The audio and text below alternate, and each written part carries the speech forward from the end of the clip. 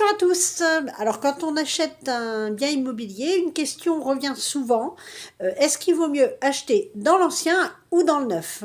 Prix, travaux, fiscalité, confort. On répond à ces questions dans quelques petites secondes. Alors, on commence par l'ancien qui représente encore la majorité des transactions en France. Les avantages, un prix au mètre carré souvent plus attractif que dans le neuf, des emplacements recherchés, souvent plus en centre-ville ou dans des quartiers établis, le charme et le cachet, parquet, hauteur sous plafond, immeuble de caractère, il y a du choix. Négociation possible sur le prix, une disponibilité immédiate, pas de délai de construction. Et surtout, autre avantage, emménager dans une copropriété déjà établie, c'est-à-dire que vous connaissez l'historique, vous connaissez les défauts de la copropriété, les travaux à venir, ceux qui ont été votés, vous avez toute son histoire et en fait, vous avez déjà une idée de savoir si la copropriété est en bon état et entretenue.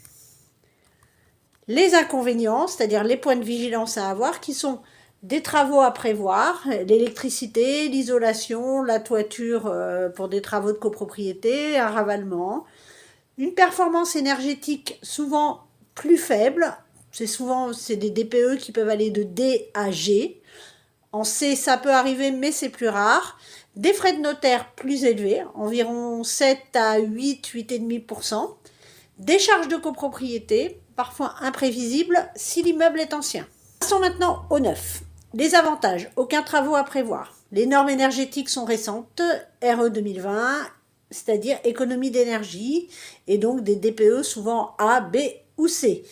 Des frais de notaire réduits de 2 à 3%.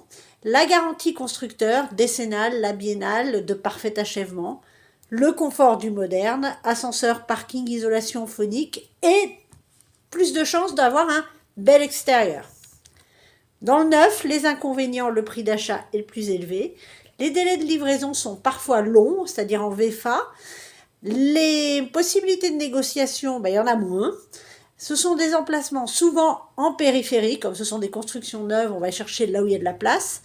Et une personnalisation limitée une fois la construction lancée. Ensuite, par exemple, vous n'avez souvent pas d'équipement, c'est-à-dire c'est à vous derrière d'imaginer la cuisine, ce qui peut être un surcoût supplémentaire.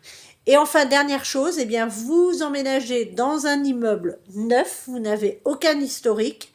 Sur certains programmes, attention aux malfaçons qui peuvent apparaître dans les premières années. Même si vous avez la garantie décennale. C'est quelque chose qui peut arriver. Donc, ancien ou neuf, quoi choisir? Il n'y a pas de bon ou de mauvais choix. Il y a surtout un choix qui est adapté à votre projet. C'est-à-dire que l'ancien est idéal si vous cherchez un bien bien situé. Vous acceptez ou cherchez les travaux. Vous avez un budget plus serré à l'achat.